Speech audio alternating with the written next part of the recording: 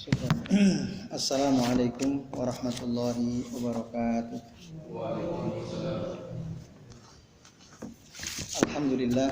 Alhamdulillahilladzi hadana li hadza wa ma kunna linahtadiya laula an hadanallah. Asyhadu an la ilaha illallah wahdahu la syarika lahu wa asyhadu anna Muhammadan abduhu wa rasuluh. Allahumma shalli wa sallim wa barik ala Muhammad wa ala ali Muhammad kama shallaita wa barakta ala Ibrahim wa ala ali Ibrahim fil alamin innaka Hamidum Majid. Rabbi shrah li sadri wa yassir li amri wa hlul 'uqdatam min lisani yafqahu qawli. Amma ba'du. Ikhwas sekalian, a'azani Allah wa iyyakum ajma'in. Semoga kita semua yang hadir di majelis ini senantiasa dimuliakan oleh Allah Subhanahu wa taala. Alhamdulillah pada malam hari ini meskipun hujan terus tadi ya, dan ya termasuk ada pengaruhnya buat teman-teman ya. Terasa yang enak begini ini tidur ya yang paling enak ya. Nah, tapi alhamdulillah kita masih diizinkan oleh Allah Subhanahu wa taala untuk bisa hadir ke majelis ini dalam rangka untuk thalabul ilmi ya, mencari ilmu dan mempelajari kitab Fadlul Islam. Kitab Fadlul Islam. Nah, baik. Insyaallah pada malam ini kita memasuki bab baru ya. Betul ya? Bab kalau di kitab antum berarti halaman 25 ya. Bab tentang keluar dari seruan dakwah Islam. Maja'a fil khuruj an dakwal Islam. Ikhwas sekalian, azani Allah wa iyyakum ajma'in. Mari kita perhatikan apa yang dimaksud bab ini. Bab keluar dari seruan Islam. Maksudnya keluar dari sesuatu yang bukan seruan dari Islam. Ada beberapa dalil disebutkan oleh al-muallif ya, penyusun kitab ini untuk menjelaskan bab ini. Yang pertama, ikhwas sekalian, di dalam kitab I'lamul Anam dikatakan yang dimaksud pada judul ini adalah supaya kita memperhatikan sebab-sebab terjadinya iftirakul ummah, sebab-sebab terjadinya perpecahan di tengah-tengah umat ini, sebab-sebab yang bisa menghilangkan persatuan kaum muslimin. Apa itu? Dia adalah al-asma was syi'arat wal alqab, nama-nama, syiar-syiar, lakob-lakob yang berpotensi menimbulkan sikap fanatisme atau ta'assub, imma ila baladin au imma ila qabilin au qabilatin au ila rajulin au ila fi'atin au ila hizbin au ila jama'atin. Berpotensi memunculkan sikap asobiyah tadi, fanatisme, baik kepada negaranya, kepada sukunya, kepada seseorang, kepada suatu kelompok, kepada partai, kepada jamaah, atau kepada firqah, atau kepada bahkan ila madhabin muayyan, kepada madhab tertentu. Nah, ini. Jadi kita perlu memperhatikan perkara-perkara yang bisa memecah belah kaum muslimin atau bisa tadi memunculkan sikap fanatisme pada diri seorang muslim. Nah, ini judul ini dibahas dalam rangka supaya kita memperhatikan hal tersebut. Karena tidak diragukan lagi dikatakan wala syakka fihi anna tafarruqa fi hadal asma yujibu al-furqa fil abdan. Dan tidak diragukan lagi bahwa perpecahan dalam nama-nama itu mengharuskan terjadi perpecahan secara fisik. Itu. Dan juga itu bisa menimbulkan perpecahan dalam pandangan, dalam perkataan. Dan akhirnya nanti akan timbul perpecahan dalam agama. Bahkan jamaah kaum muslimin bisa pecah. Ini dikecam oleh Allah Subhanahu wa taala ya. Mimma Hadza huwa alladzi dzamahu Allah azza wa jalla wa hadzara minhu kama fi qoulihi subhanahu wa ta'ala. Ini yang dikecam oleh Allah dan Allah mengingatkan keras masalah ini sebagaimana disebutkan dalam surah Al-An'am ayat 159. Allah Ta'ala berfirman, innal ladzina farraqu dinahum wa kanu syi'a lasta minhum fi syai'. Sesungguhnya orang-orang yang memecah belah agama mereka dan mereka berkelompok-kelompok, maka engkau Muhammad bukanlah bagian dari mereka. Nah, ini ikhwas sekalian, azani Allah wa iyyakum ajmain. Jadi baik dalam masalah amaliyah maupun dalam masalah ilmiah. Amaliyah itu ya amalan, ilmiah itu ya masalah akidah, masalah tauhid maksudnya. Nah, ini. Jadi kalau terjadi perpecahan dalam agama, itu akan mengakibatkan terjadi pula perpecahan secara fisik. Tetapi orang yang senantiasa berusaha mengikuti sunnah, tidak terpecah belah, pasti akan bersatu. Nah sebaliknya, orang yang berbuat bid'ah, bahkan menghidupkan bid'ah, itu pasti akan menimbulkan perpecahan. Itu.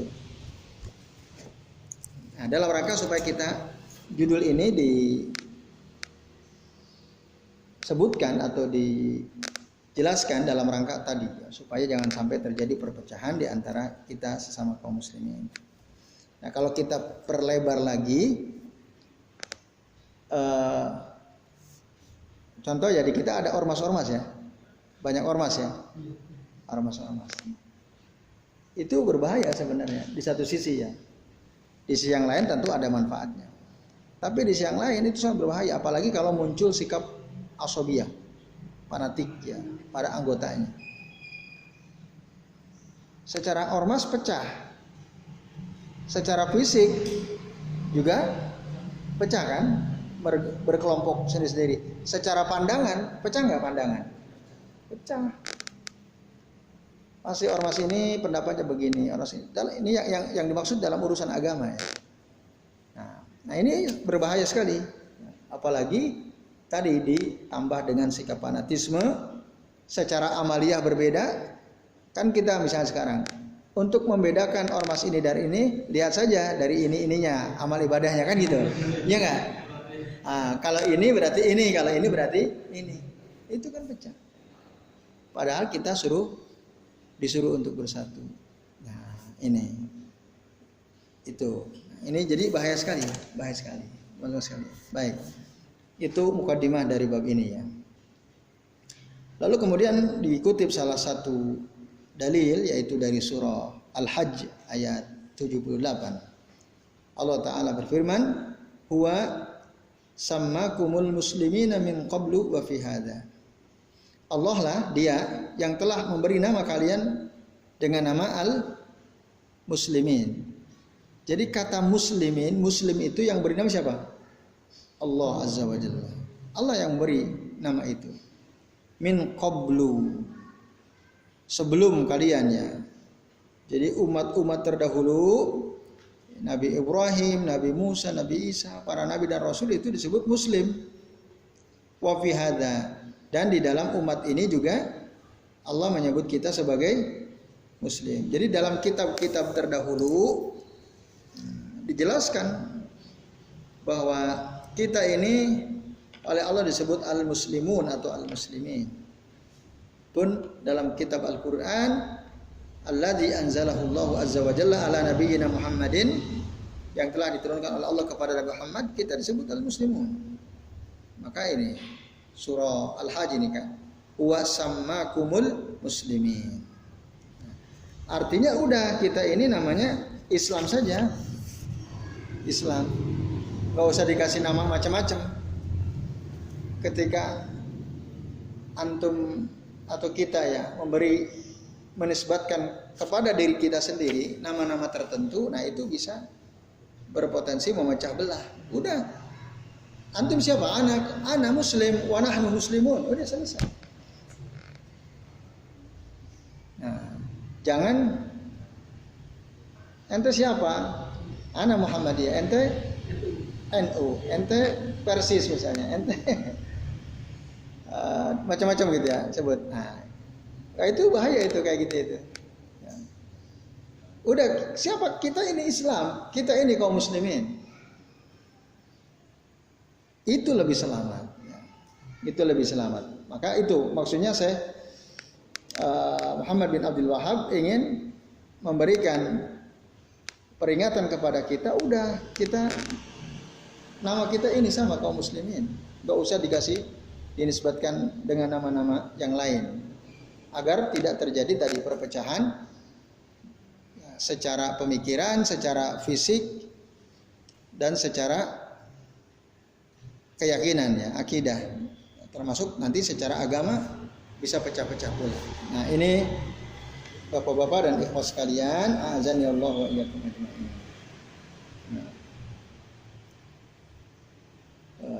Jadi itu. Ya. Kemudian dengan demikian maka kita harus menjaga nama ini, nama Islam ini fi kulli makan, di setiap tempat. Li'annahu tasmiyatullahi ta'ala fayajibu 'alal ibad ayyardau bi tasmiyatillahi jalla wa 'ala lahum. Jadi kita harus menjaga nama ini di setiap tempat karena Allah lah yang memberi nama tersebut, maka setiap hamba wajib ridho dengan nama yang Allah berikan kepada mereka. Li'annaha akramu tasmiyati wa a'dhamu tasmiyatin. Ini ada semulia-mulia nama dan seagung-agung nama, yaitu Islam. Yang memberi nama siapa? Allahu Rabbul Alamin. Allahu Rabbul Alamin. Ya saya kira itu ya. Bahkan belakangan itu ada sebagian kaum muslimin yang mengharamkan yayasan. Jadi nggak boleh buat yayasan karena tadi berpotensi memecah belah. Ada, sampai ada ke yayasan. Tapi saya nggak dengar kalau ormas bagaimana menurut dia. Jadi ada teman gitu, dia cerita. Jadi ada suatu komunitas kaum muslimin ya, ada kajiannya, ada forumnya. Nah itu yayasan tuh nggak boleh, haram bagi mereka yayasan. Nah sebabnya tadi salah satunya karena berpotensi memecah belah dan memunculkan fanatisme apa. Yang ketiga, apalagi kalau ini penggalangan dana ya, untuk penggalangan dana. Nah, itu kata mereka nggak boleh itu. Allah Ta'ala alam. Apa dasarnya? Tadi itu ya sekalian. Nah, lalu kemudian kita lihat dalil yang berikutnya. An Al-Haris Al-Asy'ari radhiyallahu anhu anin Nabi sallallahu alaihi wasallam. Dari Haris Al-Asy'ari dari Nabi annahu qala, dia mengatakan, apa katanya? Anin Nabi sallallahu alaihi wasallam, dari Nabi sallallahu alaihi wasallam annahu qala, sesungguhnya Nabi sallallahu berkata, amurukum bi khamsin. Amurukum bi khamsin. Aku menyuruh kalian dengan 5 perkara. Amurukum bi khamsin. Allahu amaroni bihinna, dan Allah juga memerintahkan aku untuk melakukan 5 perkara ini. Jadi 5 perkara ini Allah perintahkan untuk Nabi, dan Nabi perintahkan kepada kita sebagai umatnya. Apa yang dimaksud 5 perkara itu? Yang pertama as-sam'u, yang kedua at-ta'atu, yang ketiga wal jihadu, yang keempat wal hijratu, yang kelima wal jama'atu. Itu yang Allah perintahkan kepada Nabi, dan Nabi perintahkan kepada kita. Nah ini. Lalu apa yang dimaksud dengan as-sam'u wa ta'atu? As-sam'u itu mendengar. Ya, mendengar. Dan at-ta'ah artinya taat. Maksudnya apa? Was-sam'u wa ta'ah ini yaitu mendengar dan taat kepada Allah Azza wa Jalla yang pertama. Yang kedua taat kepada, mendengar dan taat kepada Rasul Sallallahu Alaihi Wasallam. Nah, yang ketiga taat kepada ulul amri. Nah, karena atiullaha wa atiur rasul wa ulil amri minkum fa in tanaza'tum fi syai'in farudduhu ilallahi wa rasul.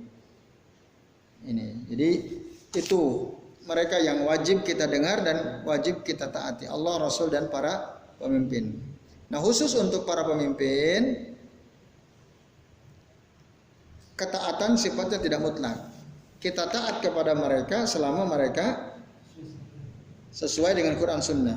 Selama mereka tidak menyelisih Al-Quran dan Sunnah. Manakala pemimpin kita ini menyelisih Al-Quran dan Sunnah, kita wajib taat atau tidak? Tidak wajib taat. Maka kalau kita perhatikan ayatnya tadi, ya ayyuhalladzina amanu atiullaha wa atiur rasul. Perhatikan kata atiullaha wa atiur rasul. Ketika mau menyebut ulul amri pakai atiu enggak? Enggak. Wa ulil amri minkum, enggak pakai atiu. Enggak. Artinya nyambung. Dia ataf maktuf ila Rasulillah sallallahu alaihi wasallam. Ketaatan kita kepada pemimpin ini sifatnya relatif. Relatif, apakah relatif itu artinya tidak mutlak? Apakah si pemimpin ini taat pada Allah Rasul atau tidak? Kalau iya kita ikut, kita dengarkan, kita taati. Tapi kalau tidak, kita tidak dengarkan dan tidak kita taati. Itu ikhwas sekalian, azanillah wa iyyakum ajma'in. Jadi pentingnya taat kepada Allah, Rasul dan para pemimpin. Mendengar taat sama apa beda? Mendengar dan taat. Beda ya. Tapi saling berkaitan. Barang siapa yang mendengar itu jalan untuk taat. Sangat besar kemungkinan orang yang sudah mendengar dia akan taat. Dan orang yang taat pasti pernah mendengar ya, mendengarkan. Jadi kalau taat ya karena dia mendengarkan. Nah, ini. Oke, ini jadi saling berkaitan, as-sam'u wa ta'ah. Yang ketiga, wal jihadu. Jihad. Jihad itu apa maksudnya? Berjuang, bersungguh-sungguh, ya, bersungguh-sungguh. Tapi yang dimaksud dalam hadis ini adalah jihadul a'da. Bersungguh-sungguh menghadapi musuh, melawan musuh. Wa jihadul adawi ala kismain. Jihad bersungguh-sungguh melawan musuh itu ada dua bagian. Yang pertama jihadun bil hujjati wal bayan. Kita bersungguh-sungguh melawan mereka dengan hujjah dan keterangan. Dengan hujjah itu dengan argumen, keterangan, ya, dengan narasi. Ya, kita bisa tulisan, bisa lewat lisan, bisa. Nah, itu jihad melawan musuh-musuh kaum muslimin, ya. Termasuk orang-orang kafir, termasuk orang-orang munafik. Nah, kita disuruh untuk berjihad. Amurukum, kata Rasul, saya perintahkan kalian untuk berjihad. Jadi kita diperintah teman-teman sekalian ya, untuk berjihad lewat argumen dan keterangan tadi. Al-hujjatu wal bayan.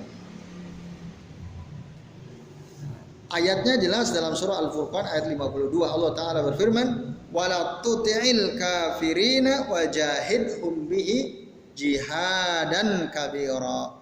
Janganlah kamu mentaati atau mengikuti orang kafir. Lawanlah mereka dengan perlawanan yang besar, jihadan kabira. Nah, ini Bapak-bapak dan ibu sekalian ya. Maksudnya yang dimaksud jihadan kabira itu al-jihadu bil hujjati wal bayan. Yang kedua ada disebut dengan jihad bis sinani was silah. Jihad dengan tombak dan senjata. Nah, itu. Kalau ini jelas ya. Perintahnya banyak sekali. Wajahidu fi sabilillahi haqqa jihadi. Berjuanglah kalian di jalan Allah dengan sebenar-benarnya. Nah, itu jelas saya kira tentang atau perintah untuk berperang, wa qatilul ladzina yuqatilunakum. Perangilah orang-orang yang memerangi kalian. Nah, perang yang dimaksud secara fisik berarti lewat senjata ya. Itu yang maksud kita diperintah oleh Rasul untuk berjihad, Bapak-bapak dan Ibu sekalian. Lalu yang keempat, wal hijrah. Apa itu hijrah? Apa itu hijrah? Berpindah. Makna asal hijrah itu berpindah atau meninggalkan. Al hijrah itu at-tarku mana asalnya. At-tarku itu meninggalkan. Contoh dalam surah Al-Mudaththir ayat 5 Allah Ta'ala berfirman, warrujza fahjur. Warrujza fahjur. Ar-rujza itu artinya adalah al-asnam. Dan adapun ya, patung-patung itu maka tinggalkanlah, fahjur. Jadi kata hajara itu taroka, meninggalkan. Maka ada di hijar. Saya menghijar kamu, bukan menghajar ya. Hijar meninggalkan. Kita punya teman, dia ini macam-macam. Lalu kita hijar dia. Hijar itu kita enggak menegur dia, enggak menyapa dia, nyuekin dia, itu dihijar. Kita tinggalin. Gitu. Dulu pernah ada seorang sahabat tidak ikut perang Tabuk. Ya, enggak punya alasan karena mungkin malas saja. Ketika pulang ditanya Rasul, kenapa kamu enggak ikut perang? Enggak punya alasan ya Rasulullah. Akhirnya dihijar oleh Rasul. Dicuekin, tidak diajak bicara selama berapa hari? Khamsuna yauman, 50 hari. Bahkan anak isinya aja nggak ngajak ngomong. Anak isinya. Nah, tapi dia taubat terus, istighfar, akhirnya taubatnya diterima oleh Allah Subhanahu wa taala pada hari ke-50. Itu dihijar namanya. Ditinggalkan. Nah, maka ada beberapa orang yang kita perlu melakukan hijr ya tadi. Tapi yang dimaksud dalam hadis ini al-hijrah itu artinya teman sekalian meninggalkan keburukan menuju kebaikan. Itu disuruh. Jadi kita ini disuruh terus oleh Rasul agar meninggalkan segala macam bentuk keburukan lalu berpindah kepada kebaikan. Kepada kebaikan. Nah, itu ya. Jadi makna hijrah itu fahiyal intiqalu min baladil kufri ila baladil islami firarun bid-din. Yaitu berpindah kita dari negeri kafir ke negeri Islam, lari dalam rangka untuk menyelamatkan agama. Nah, ini Bapak-bapak dan ikhwan sekalian. Nah, terus hijrah itu sendiri ada di sini dikatakan hijrah itu ada beberapa macam. Ada beberapa macam. Satu, al-hijratu min daril kufri ila daril Islam. Hijrah dari negeri kafir ke negeri Islam. Tapi kalau di kita kebalik. Hijrah dari negeri Islam ke negeri kafir. Banyak gak orang Islam ke negeri kafir? Meninggalkan negeri yang banyak orang mukmin ke Amerika misalnya, ke Belanda, ke Perancis dan lain sebagainya. Bangga nggak tuh orang Islam yang ke sana? Bangga mereka kan? Bangga mereka. Dalam kitab Al-Walla wal Bara, waduh, itu jalan-jalan kalau bisa jangan ke sana deh. Ya. Seindah-indah Paris, Perancis misalnya, nggak usah. Itu wala bara masalahnya. Dalam soal akidah. Harusnya kita berlepas diri dari mereka, bukan malah berdekat-dekatan dengan mereka, bahkan menyenangkan mereka. Kalau kita ke sana kan mereka untung atau tidak?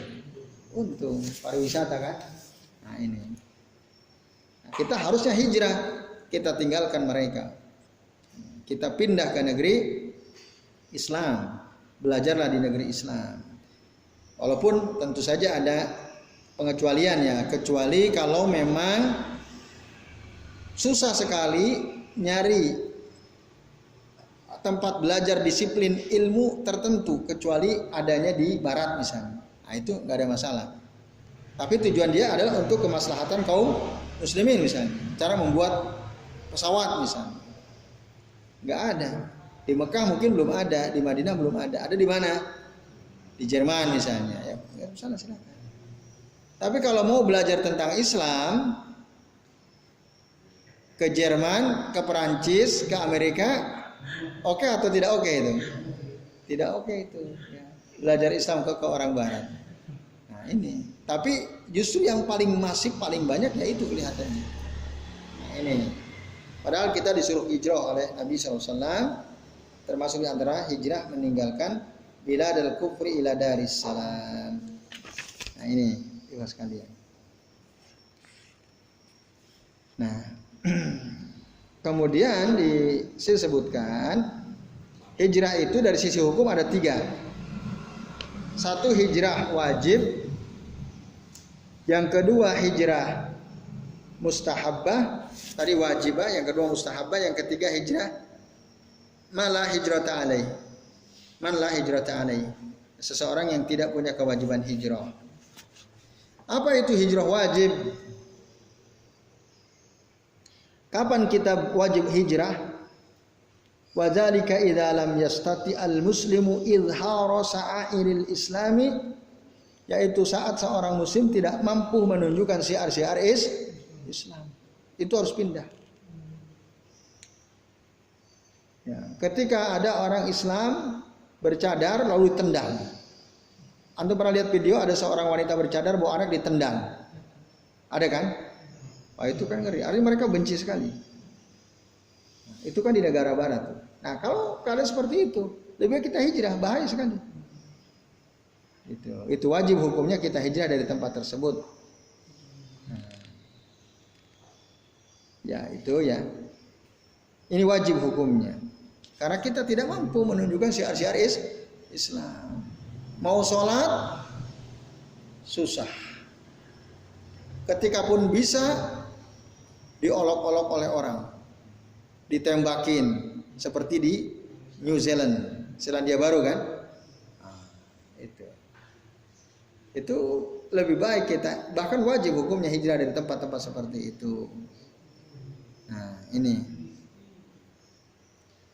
dalam Al-Quran surah An-Nisa ayat 97 Allah Ta'ala berfirman, Innal ladzina tawaffahum al-malaikatu zalimi anfusihim. Sesungguhnya orang-orang yang telah diwafatkan oleh para malaikat, mereka zalim terhadap diri mereka sendiri. Qalu fima kuntum. Mereka berkata, fima kuntum. Fima kuntum. Maksudnya dalam perkara apa kalian? Qalu, maksudnya kenapa kalian tidak mau hijrah ya? Malaikat bertanya, fima kuntum. Kenapa kalian tidak mau hijrah? Lalu orang-orang bilang, qalu kunna mustad'afina fil ardh. Kami ini orang-orang lemah di atas muka bumi. Lalu malaikat katakan, qalu alam takun ardullahi wasi'ah. Bukankah bumi Allah itu luas, fatuhajiru fiha. Kalian bisa hijrah di atas bumi Allah itu. Fa ulaika ma'wahum jahannam. Maka orang-orang yang tidak mau hijrah menetap di negeri orang kafir, di mana dia kesulitan untuk menunjukkan syiar-syiar Islam, tapi dia tetap menetap di situ. Wa ulaika ma'wahum jahannam. Maka tempat mereka adalah neraka jahannam. Wa sa'at masira, dan itu seburuk-buruk tempat kembali. Nah itu ikhwas sekalian, a'azani Allah wa iyyakum ajma'in. Maka wajib itu hukumnya. Kemudian hijrah mustahabbah. Hijrah hukumnya sunnah. Bagi siapa liman kana qadiran ala idhari dinihi? Bagi orang yang mampu menampakkan syiar agamanya, maka fa yustahabu lahu al-hijratu ila biladil muslim. Kalau begini, maka dia dianjurkan untuk hijrah ke negeri kaum muslimin. Walaupun dia mampu menunjukkan syiar-syiar Islam, wanita bercadar tidak diganggu, laki-laki bergamis tidak diganggu, berjenggot, celana di atas mata kaki tidak diganggu, dibiarkan. Nah, kalau begitu keadaannya, dia tetap dianjurkan. Kalau tadi wajib, kalau ini dianjurkan untuk berhijrah. Nah, itu dianjurkan. Karena dia masih bisa menunjukkan syiar-syiar Islam, silahkan. Dengan harapan mudah-mudahan ketika dia nampakkan syiar Islam, ada di antara penduduk negeri tersebut tertarik dan akhirnya masuk Islam. Itu kita nggak tahu. Yang penting belum apa tadi? Kita walaupun kita mampu tadi, lebih baik kita hijrah. Baik. Dan terakhir teman sekalian, man la hijrata alaih. Orang yang tidak punya kewajiban hijrah. Siapa mereka? Al-ajizu anil hijrati, orang yang lemah untuk bisa hijrah, imma li maradin au ikrahin alal iqamati falam yastati al khuruj. Disebabkan karena sakit misalnya. Orang sakit tidak wajib hijrah. Atau karena dia